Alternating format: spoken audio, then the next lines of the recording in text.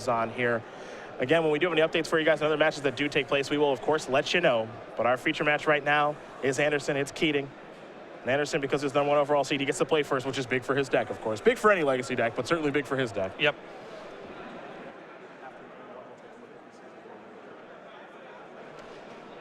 Mox Diamond, Rashad Port discarding Verdant Catacombs is how Chris Anderson's going to start his quarterfinals.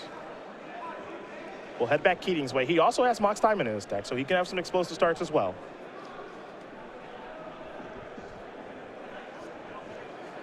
There's Mox Diamond for him.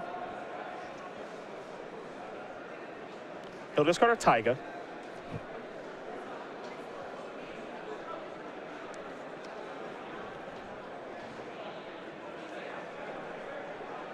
Let's see what land Tom wants to play. You see he's got Liliana in his hand, but that card not great in this matchup. Might actually be one of the first ones to go with sideboarding. Yep. The plussing in this kind of matchup, Anderson's got dead weight in his hand, plus he's got loam to protect his hand. The minus affected sorcery speed is worth very little. Wasteland going to go after the Port. Now we're going to head back over to Anderson, who will draw a card. Looks like Verdant Catacombs was the draw. Keating going to try to choke the mana a little bit here. Anderson going to play a Wasteland, and he'll just pass the turn back. Keating will take a draw.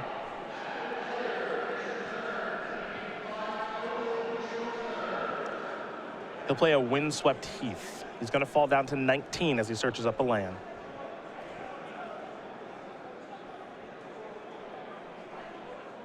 And it'll be a forest that he searches for.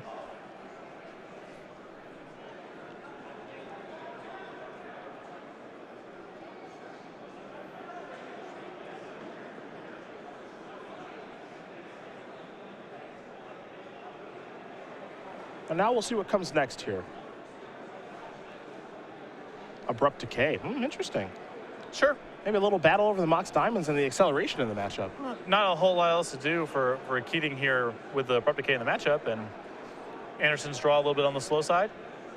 Might as well slow it down even further. Anderson does have another Mox Diamond in his hand that he has not played yet. So for now, he's going to play a Thespian Stage. Pass the turn back. I think he's trying to surprise him.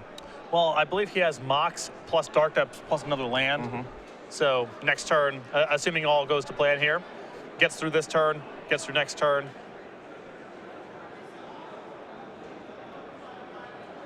I kind of like the slow roll a little bit here. Going to try to catch Keating off guard a little bit with his ability to make a 20-20. There's a Wasteland. And now here's Green Sun Zenith. And this is a sigh of relief here for Chris, because if Keating had Knight of the Reliquary, things get a lot more complicated. With Knight of the Reliquary, he can access either Karakas or Maze of Ith, both of which are solid answers to Merit Lage token.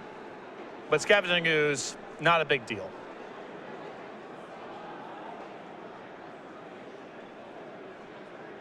We're going to head it back Anderson's way. He'll draw a card. Punishing Fire. Nice clean answer there to the Ooze.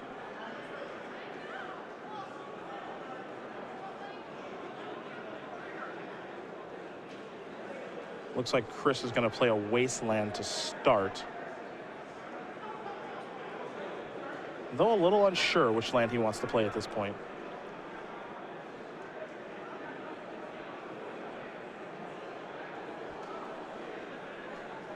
Looks like he's going to go with Verdant Catacombs. He'll be discarding that, to Mox Diamond. Punishing Fire. Take care of the Ooze. I think you might see him use Wasteland to take care of the other Wasteland there.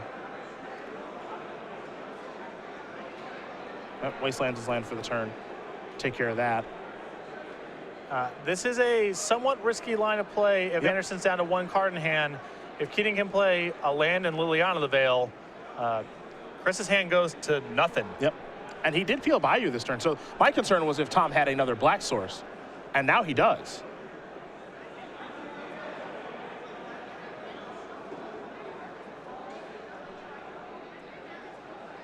And so now here's Liliana. And this is a problem now. Now that's going to go up. Both players are going to have to discard. And Chris is going to lose Dark Depths. Not sure what Tom is going to lose. We'll find out soon enough. It'll be Maze of Ith. So now Chris will take a draw. It's a basic forest. And given the Liliana's on the battlefield, he's just got to play whatever he draws. Yeah. Nothing to be gained by holding anything back. He'll copy Wasteland with a Thespian stage, use that to take care of the Bayou. Pass the turn back. There's life from Malome. I was about to say, wow. Feels like the first person who get to Loam here has a pretty big edge. Yep. So a couple of Wastelands are going to come back here for Tom Keating, along with a Windswept Teeth. And now Keating is going to go after the Thespian stage. And now Chris is in real bad shape. Yes. I think Chris took a calculated risk here playing around, you know, a Caracas or possibly Maze of Ith, but mostly Caracas being available. And instead has walked into Liliana the Veil and now is in serious trouble. The draw for the turn, not a particularly good one. We're going to head back over to Anderson. Excuse me, we'll head back over to Keating. And now Keating actually does have Caracas in hand. So 2020 is basically covered.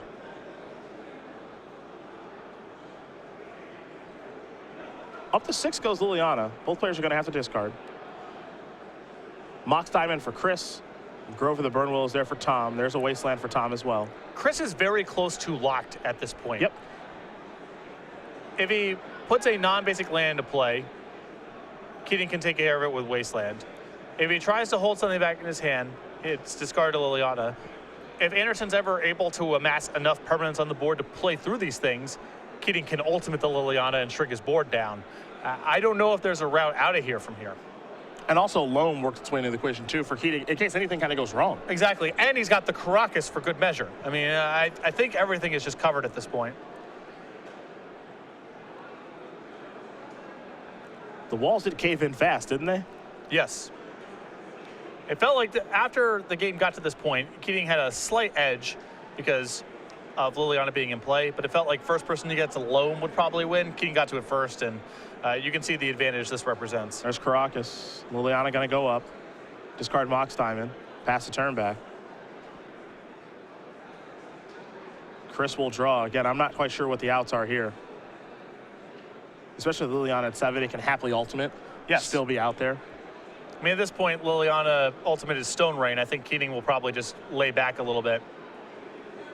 Keating going to take a draw step. Curious to see when he's going to dredge again.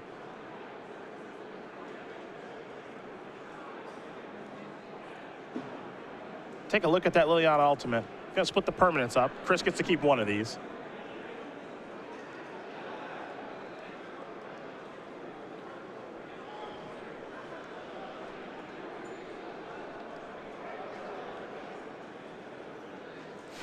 There we go. Mox Diamond down. And there's the clock.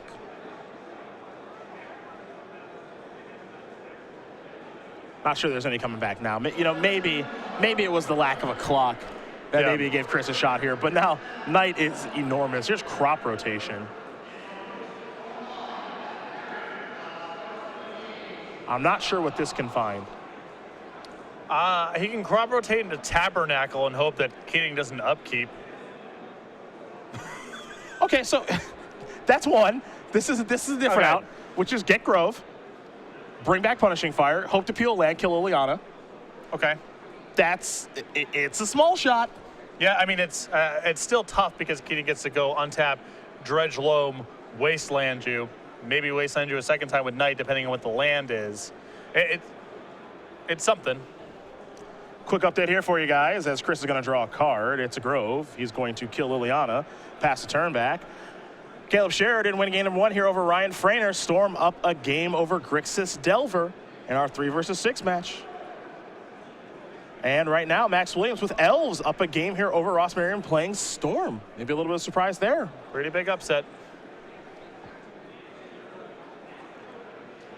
We're back on Tom Keating's turn. And the shape of this bracket looks a lot different if Elves is the winner there in the top 8 instead of Ross. Chris has already beaten Max Williams in this tournament. Hasn't played against Tom Keating yet, though. Here comes the knight. I feel like Keating's got some tools for this kind of matchup. I think so. Here's life in the loam.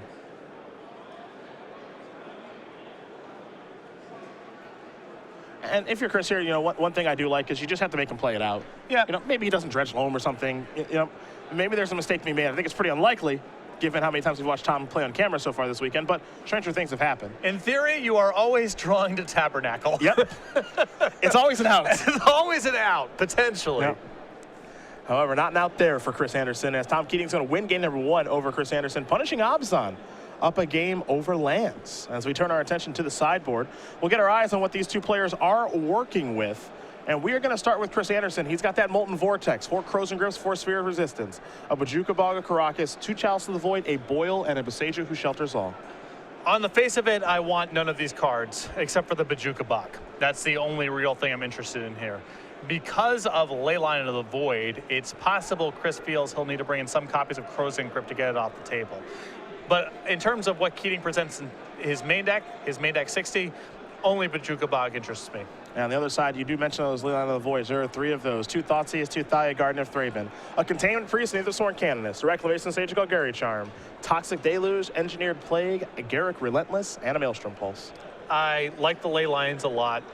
I think Maelstrom Pulse is okay to bring in, probably better than some of the other creature removal, but this is going to be pretty light sideboarding as well, I believe. The Reclamation Sage is okay. It can tag Mox, it can tag Exploration, but Keating does not have a lot to bring to the table, with the exception of the ley lines, which can be very good against a percentage of Chris's hands. Well, we've talked so much about that Season 4 leaderboard in preparation for the Players' Championship and those players that are chasing the at-large bids, as well as that Season 4 championship. So when you take a look at Jonathan Morowski, and we'll get this cleaned up here for you guys a little bit, you see 269 Open Series points there for him. He's going to likely be our Season 4 champion. For Nance, for Fabiano, for Lisette, for Anderson, for Brixgun, for Merriam, especially for Ross, make that 237 to 247. That's a huge change. And he goes from 8th to 4th. He actually passes Rudy, Todd, Joe, and Gerard. Now, some of these other players have also gotten points this weekend, so it's not quite that clean, but 10's a huge boost. He would really like to get through this quarterfinal matchup, though. Now, if we take a look at page number 2, that's where you're going to find Eric Hawkins. That's where you're going to find Tom Ross. Tom had a tough weekend here with Infect. You expected a little bit better performance from him, given his pedigree with that deck. Logan Mize and then Chris Anderson make that 208 to 218. You can still see he's got some ground to make up, so winning this match, a big deal. Yes, and then I still think the matchup is solid here for Anderson, but I did not like the path he chose there game 1. I think there was a pretty good route for him to go straight for Merit Lage. He would have risked Karakas. That would have been a huge risk there. But I think Liliana of the Veil was probably a little bit more likely, and that was how that game ended up. So for Chris Anderson, currently down a game right now in what is a very, very important matchup for him. So Chris already ready to go. Keating taking a look at the deck list, a little bit of sideboard action here. He'll shuffle and present in just a moment. And if we have time, and I have to imagine that we will, Sam Raucus versus Christopher Stitson, that's our backup match in the Miracles Mirror. Again, Raucus, one of the fastest Miracles players on the Open Series circuit, already has a win at the Open Series in Syracuse last year with Miracles. He didn't waste any time. He had places to be. Yes. Hoping for a repeat performance. About his victory, right? Yeah, about his victory. Yeah. Not about how much time it takes, about his victory. That's yeah. what I thought. Because if we had a green-white devotion mirror for you, you'd be in. Yeah, I would be. Come and hang out for a while. I had to call up the folks, tell them dinner's canceled. Talk to my niece on the phone, say sorry, won't be able to make it, you know. Another Master of the Unseen trigger. Can't really do much about it. Tough call to make, you know. Anderson will be on the play here. His opener was a pretty good one last game. A little bit of explosiveness with that Mox Diamond. Nothing too crazy, though. No loam. It was a bit of a dead-end hand besides his path to Merit Lage. Yeah. Nothing else really going on.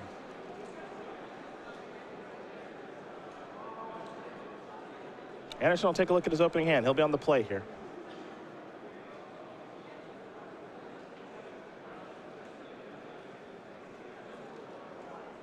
Looks like he's going to keep. Keating will not. He'll send it back. So he'll take a look at 6 cards here. We've seen Chris quite a bit here this weekend. It's been a pretty nice one here for number 12 on our Season 4 leaderboard. You can add another Open Series top 8 there. Number 17. One of the most accomplished players in the Open Series at such a young age of 26. One invitational top 8 earlier this year as well.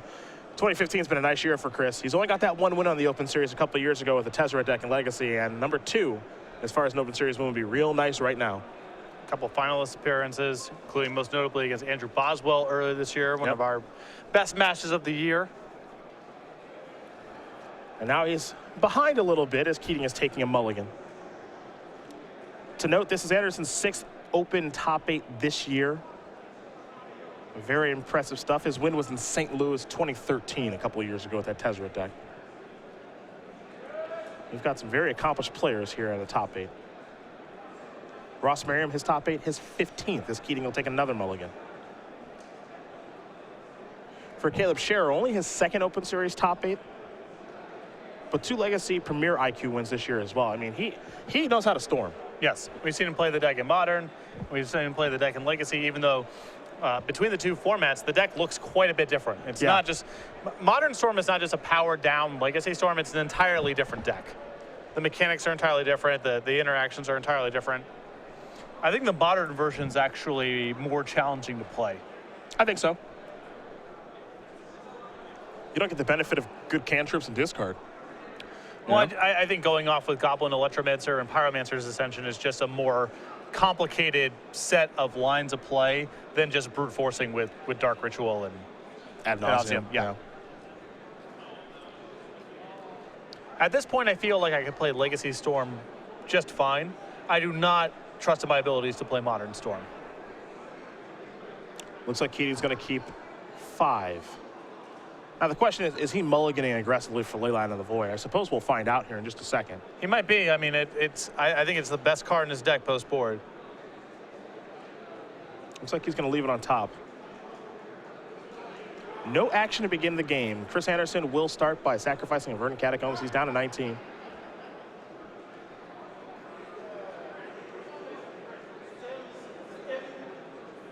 There's a Taiga.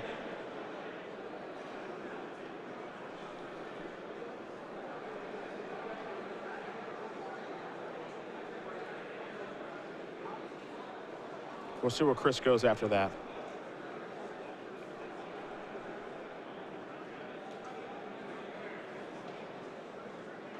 Mox Diamond. Discard the basic forest. Lifeline. Great start. All right, this is a draw. Yeah, great start. This is a great start here. And Keating's deck is very vulnerable to Wasteland Lock. I think he's only got 1 basic in the list. So 1 basic forest. If Anderson can just loam into Wasteland, it might be very challenging for Keating to get off the ground, especially on 5 cards. He's got a Mox Diamond as well. 4 cards. Yeah. There's Verdant Catacombs. Now we're going to head back Chris's way. He'll dredge loam. Maybe.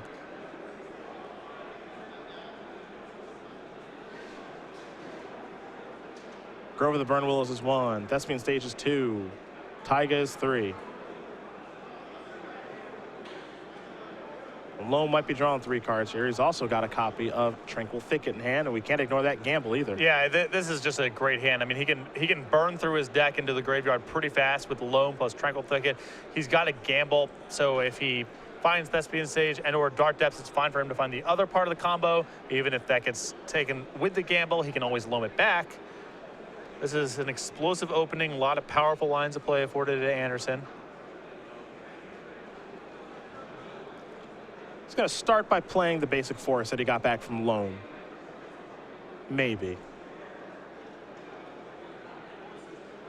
Looks like he'll just start by casting Loam. So he's going to get these 3 lands back. We'll see what land he actually wants to play. He'll go with basic forest. Now kick the turn back. Tranquil Thicket at the ready as we head over to Keating. Remember, Keating on a mulligan to 4 here. Well, 5 and a Mox Diamond. Sure. Excuse me.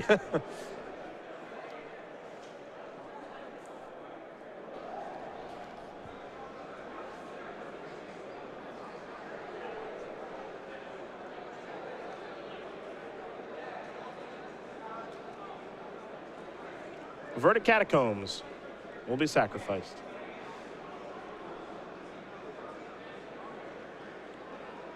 Basic forest. The only one his deck can find, as far as basics are concerned. And that's what you're talking about with that ability to kind of be locked by Wasteland. He doesn't have a lot of basics, so it actually kind of puts an importance on Mox Diamond, too, to help with his colored mana situation. Absolutely.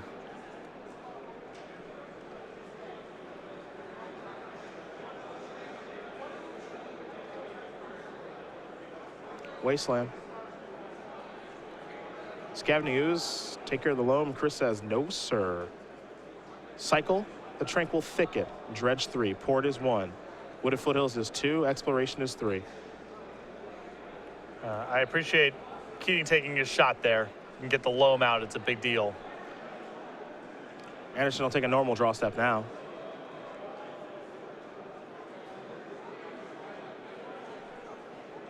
Molten Vortex. Is Keating dead? Yeah. How does this work? Yeah, I'm not going to say no to that. Fire away. See you later, Scavenging Ooze.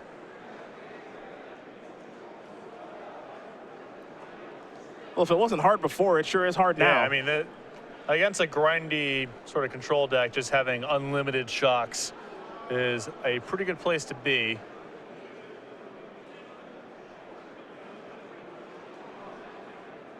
Looks like Chris has got some interest in casting Gamble now.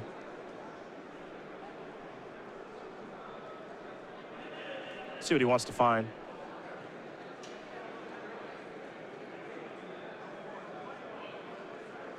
You see at least one Corrosion Grip in the deck. I'm not too surprised by that. Yeah. I don't know if he brought in the full 4, but I would want at least some copies. Leyline in the Void's bad news.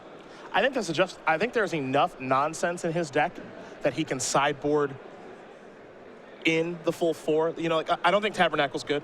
Agreed. I don't like Glacial Chasm. Yep. And I don't really like Maze of Ith. Yeah, I can see keeping in 1, Yeah. but I think 3 is stretching it. So I think he can make enough room. I don't even know if, truthfully, how much do you even like Punishing Fire in the matchup? Don't think you need the full 4. Yeah, you could definitely shave down on that too. Yeah, so I think he can make enough room for all these grips and the Molten Vortex, and the Bojuka Bog. That's probably the 6 he wants. I think it's very likely that Keating's first Green Sun Zenith goes and gets Scavenging Ooze, so I would want a little bit of Punishing Fire action in the deck, but yeah, certainly the full 4 seems excessive. Here's Mana Bond. That's what Chris searched for. And he will activate it. So Bojuka Bog, Thespian Stage, and Grove. There goes Keating's Graveyard. What Chris wants to do now is he just wants to go completely nuts. Yep. That's what Mana Bond promotes, is he'll get back loam, he'll dredge it, he'll cycle Tranquil Thicket, he'll go completely nuts and dump all of his lands into play.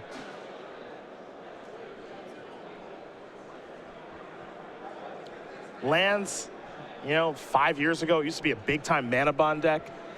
New cards promote new things, obviously, like Dark Depths and Thespian Stage, but this used to be a deck that played 4 Mana Bonds, 4 copies of Mulch, which is kind of laughable now if you think about it. And with Mana Bond and Life and Loam, you could go crazy. And if he ever gets back lands that don't have a lot of value on the battlefield, they're just food for the Vortex. Yep. So he's coming from 2 nice angles right now.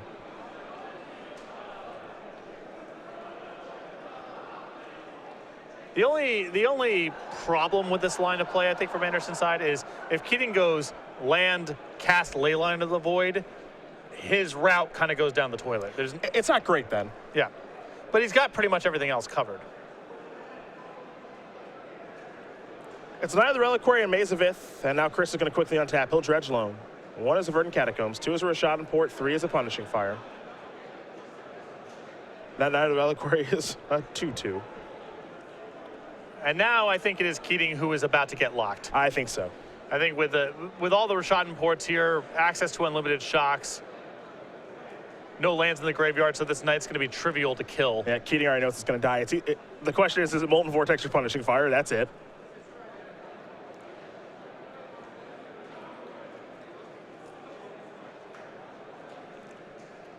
Chris with a Tranquil Thicket for good measure so he can get back to loam another time. Yeah, this is where he gets to go completely nuts. This is where watching a deck based around lands is a little bit strange. He just has to make sure he sequences everything correctly. That's all. So loam will be dredged. Riftstone Portal among those cards now. in the graveyard.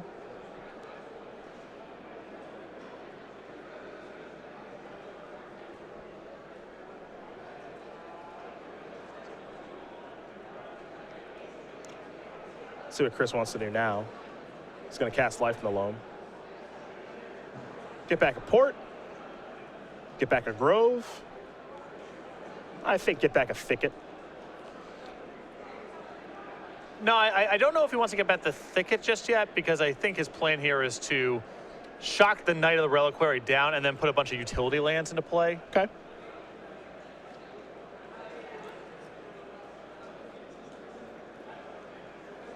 Yep, that'll take care of that.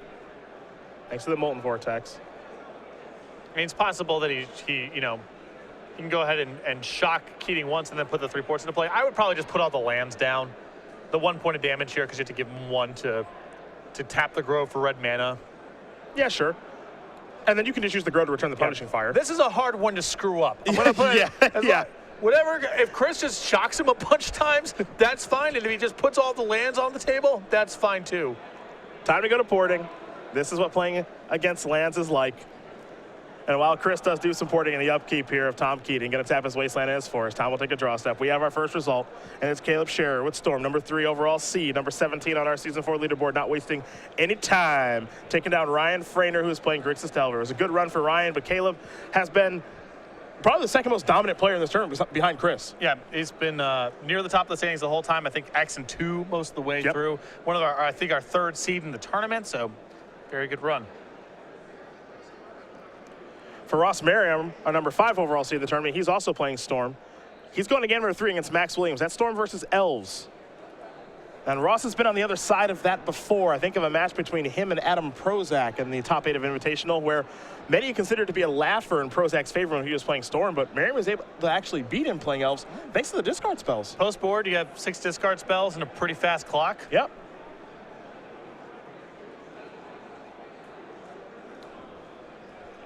Chris going to do some loaming here. At this point, it's just, when's he going to find the 2020? Our former colleague in the booth, Andrew Shrout, used to refer to this as garbage time. Oh, is this what this is? we are firmly in garbage time. For all you fantasy sports fanatics out there. We are playing out the stretch here. Chris can win a myriad of ways at this point. I think we're going to see Merit Lage here momentarily. I have a feeling we will as well. Chris going to do some porting here. Tap that Wasteland. I think I would Wasteland the Dark Depths, because then if you rip Caracas, you know, you get to play for a turn. A turn, yeah. Another whole turn. I mean, Keating seems committed to playing the game, so I mean, so whatever, go for it. You know? You're in the elimination rounds. You might as well keep playing. Right. I think Tommy's trying to cover his Wasteland. I'm not quite sure what's happening right now. Looks like he might have a judge ruling here.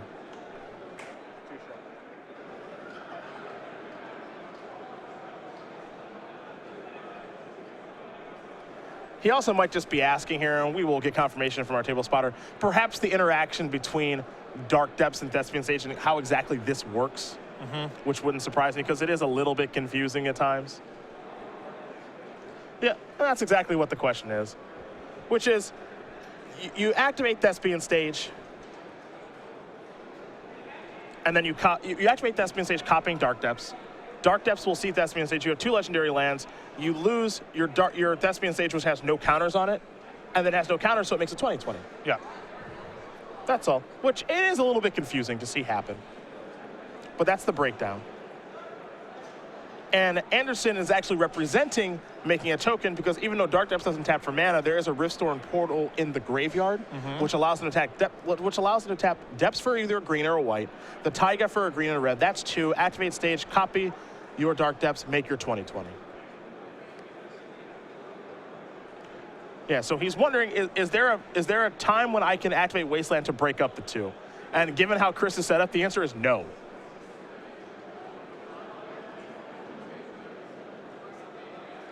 So Wasteland is tapped. So what Tom might be wondering now is there anything that I can do to stop this? But Chris is just going to activate this in the upkeep.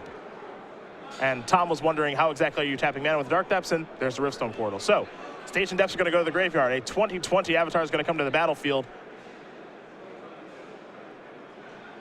Yeah, and this was all on his upkeep. So now Chris says, do your worst, which is draw Caracas or a land for Liliana. And neither of those are there. So Chris Anderson's going to win game number 2 here over Tom Keating. Lands, punishing Abzan, going to game 3. That looked like easy mode for Chris. And I think that game is a little bit more emblematic of how I would imagine the matchup playing out, where it's a lot of the same stuff going on, but Chris is way more committed to just getting a bunch of land synergies going and kind of ignoring the board, trying to lock someone out. Keating has got more of his deck space committed to answering creatures, answering the board in general, and that's not very effective against Anderson. I would rather be the better loam deck in this kind of matchup. Now, with that said, Keating has his copies of Leyline in the Void in the sideboard, and those can be very problematic for Chris because he doesn't have much of a backup plan other than hoping to draw the pieces to put Merit Lage into play. Well, as these players do shuffle up here for game number 3, we're talking about game night here with Star City Games, where in the month of December, because the month of November is about to come to a close, you can get yourself the old reindeer. Yep, November is winding down. This is the December kit. Every month we send out a new kit. You can go over to starcitygames.com/game night to find more information. Stores can run game night any day of the week, any format they want, just to get the players in the store for some fun and friendly magic. Too late to get signed up for December, but if you want to get signed up for January, head over to starcitygames.com/game night again for more information, or contact your Star City Games in-store play representative. Canadian store owners and players, we have changed the shipping rates, so now we are just charging U.S. domestic shipping rates to send these kits to Canada. So if you have not set up game night at your local store because of the shipping rates, again, head over to starcitygames.com/game night for more information, or contact your Star City Games in-store play representative. Chris Anderson, Tom Keating getting ready here for game number 3. It'll be Keating on the play this go around. That's our 1 versus 8 matchup, as you can see on the screen. Our 3 versus 6, well, that one's done. Caleb Scherer got the job done there over Ryan Frainer. Caleb playing Storm, Frainer playing Grixis Delver. For Ross Merriam in his Storm deck, he's number 5 overall seed playing against Max Williams, who's number 4 playing Elves. They're in game number 3. And for Sam Raucus, number 7, and Christopher Stinson, number 2 in a Miracles Mirror match, well, unsurprisingly, they're in game number 1. Can take a while. It's been known to take a while. It's been known to take a while. Even though Sam Raucus is a very fast Miracles player, the Miracles Mirror can take a little while. Also takes 2 to tango. I mean, also true. We move at the pace of the slowest player. I don't know exactly the speed of the of Stinson over there. Not claiming he's necessarily slow, just, you know, it's not as simple as one person's fast. I'd like to see Reed Duke and Sam Raucus play Miracles Mirror. Might be over in 20 minutes. Yep.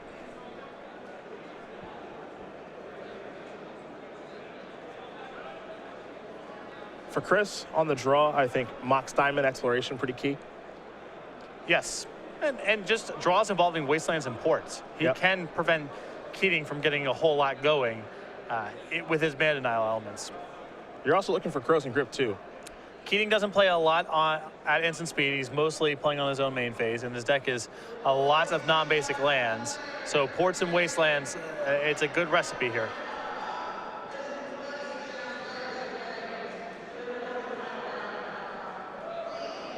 Both players are going to take a look at that opener. Again, remember, Keating will be on the play unsure as he was mulliganing to 5 that game if he was mulliganing for a Leyline or not. He does have 3 in his deck after sideboard. I don't think it's a card I'm willing to go down to 5 cards for every single game here, but it's a card where I'm willing to throw away mediocre 7s.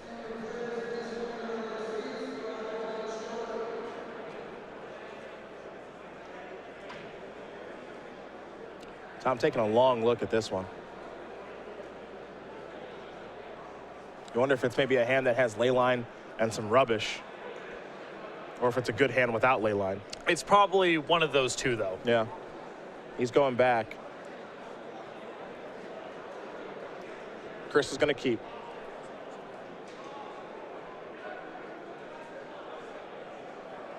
So we're going to find out if Keating can find something better to work with here on 6. It's been a good run for Tom for what it's worth. And it can continue to be a good run. I think people may forget he beat Dylan Donegan and Reed Duke over the course of this tournament. Yep. 2 of our better names in the field for sure. Yeah. So to be able to keep this train rolling, he's got to beat some high caliber players. I briefly spoke to Keating. He kind of gave off a happy to be here vibe. Yeah. A little past his own expectations coming into the event, but going into game 3 here. His run not over. And his play, at least for me, has impressed. You know, it seems as though he's pretty fluid in this deck. It's a weird deck. Yes. Especially with your fetch land requirements and what you're trying to do with your mana and how you want to set things up. But I thought he played pretty well against Reed. I think he played excellent against Dylan at the back end of yesterday. Yeah, and the only critiques I've had about Keating's play thus far over the 3 matches I've watched him, some of the early sequencing of some of his lands, but the mana requirements are so stretched in different directions, I don't even necessarily know if the things I was critiquing are even mistakes. Just sequencing the early land drops is very hard. He's going down to 5 again. Didn't work out for him last time. And what's tough about this deck that Tom's playing, especially with the Mox Diamonds, it's not a deck, at least to me, that mulligans very well. Well, you have Loam and you have Knight of the Reliquary. Those are cards that can recoup cards. And you have Leyline. And Leyline is potentially worth a lot of cards out of Chris, depending on what it looks like. So 5 cards, never happy about it, but Keating does have some ways to recoup it or to find a card that's good enough to be worth several cards out of Anderson.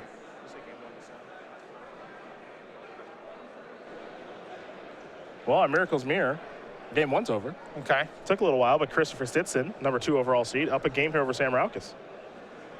We'll be heading that way after this match is over, unless they finish all of a sudden, which seems unlikely. Oh, you got the creatures, you know. Monastery Mentor, 2 tops, can end the game pretty fast. It's unlikely.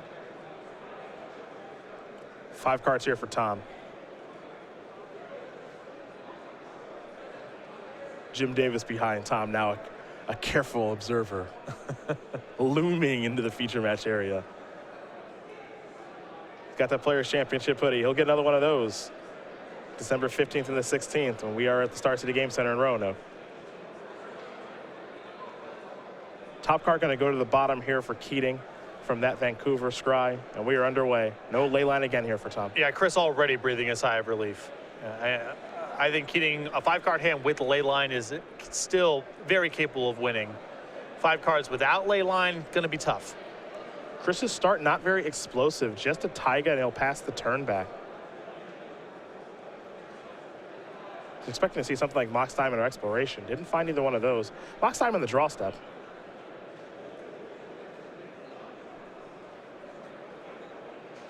He's going to play that now. Discard Dark Depths.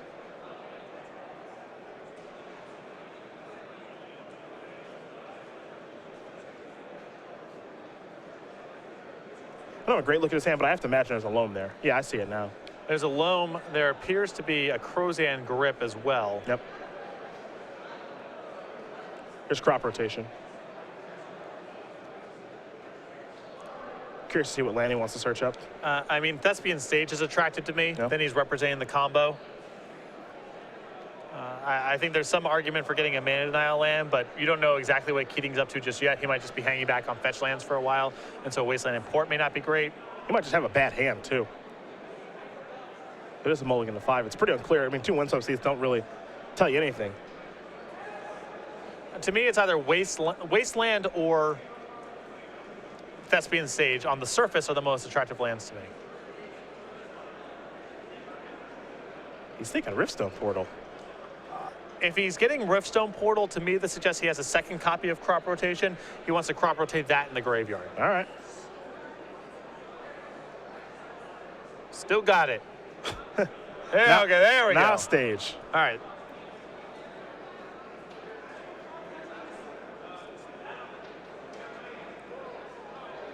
And he wants to do this to be able to establish the kill as fast as possible. Mm-hmm. I mean, he's threatening it next turn because now his Dark Depths is going to tap for mana.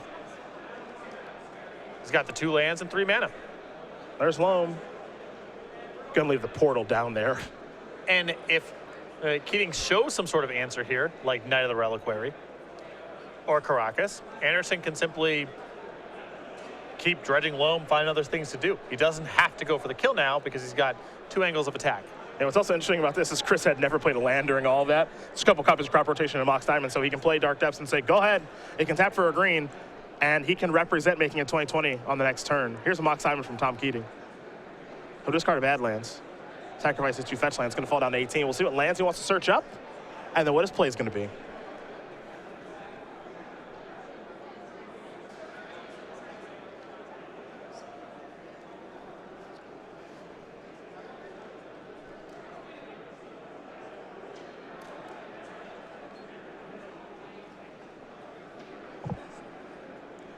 A forest and a bayou. He'll shuffle and present. We'll see a spell here in just a second.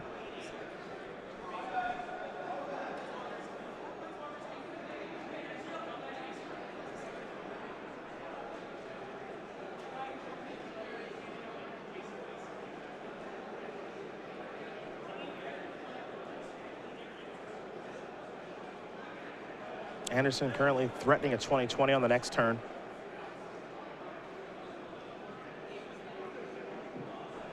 Yep, there's Wasteland. That's his first land. Okay, Knight of the Reliquary. Good turn here from Keating. Yep. Wasteland going to take care of Thespian stage. Really good turn for Tom.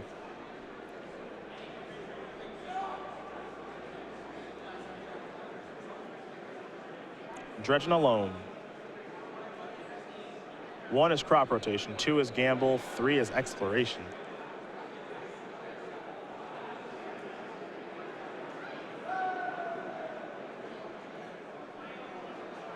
Anderson in a little bit of trouble here. Yeah, without a way to have something, he doesn't have exploration, he doesn't have mana bonds. It's hard for him to power through Night plus Wasteland. I mean, Keating's going to be able to really stunt his development here for a while. Anderson's way to get out of this with Punishing Fire in hand is he just keeps dredging until he gets his Bojuka Bog, can take care of the graveyard, and then use a shock to take care of the 2/2 Knight. We got our update. You had a feeling Ross Merriam would get the job done over Max Williams, and he does. Storm will take down the Elves 2-1. Merriam on to the semifinals. Going to play the winner of this match between Keating and Anderson.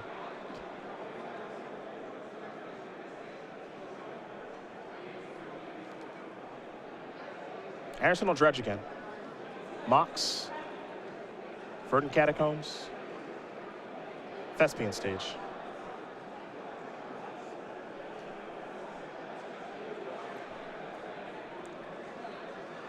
Cast Loam again. And I don't mind Anderson rinse and repeating these turns. It doesn't look like he's getting anywhere, but a couple things are happening. One, only so many Wastelands in Keating's deck. Yep. So assuming he doesn't find Loam, he's slowly wearing this down. The second is when he's dredging, he's getting several looks at Bojuka Bog. And if he finds the Bojuka Bog, then he gets the Knight off the table. Another Wasteland. I don't tell you.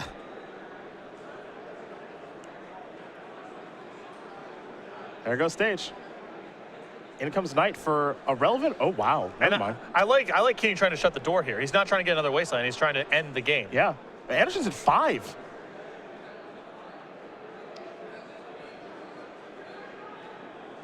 And now he can't even Loam, Bojuka Bog, and Punishing Fire. He doesn't have enough mana. He might have to take a natural draw here. I was thinking the same thing. I think he might just have to draw Bojuka Bog.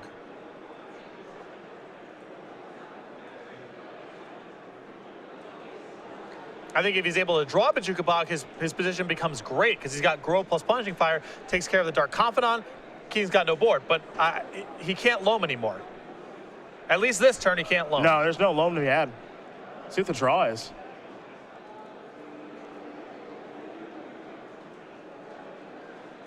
It's a Loam. That ain't it.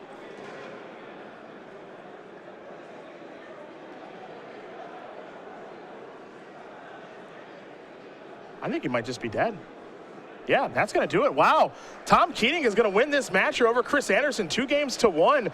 Punishing Abzan is going to take down lands in a bit of an upset here, and that's a tough loss for Anderson, given what he's trying to accomplish here to try to get to the Players' Championship. 10 points is great, and that's a step in the right direction, but that feels like an upset to me.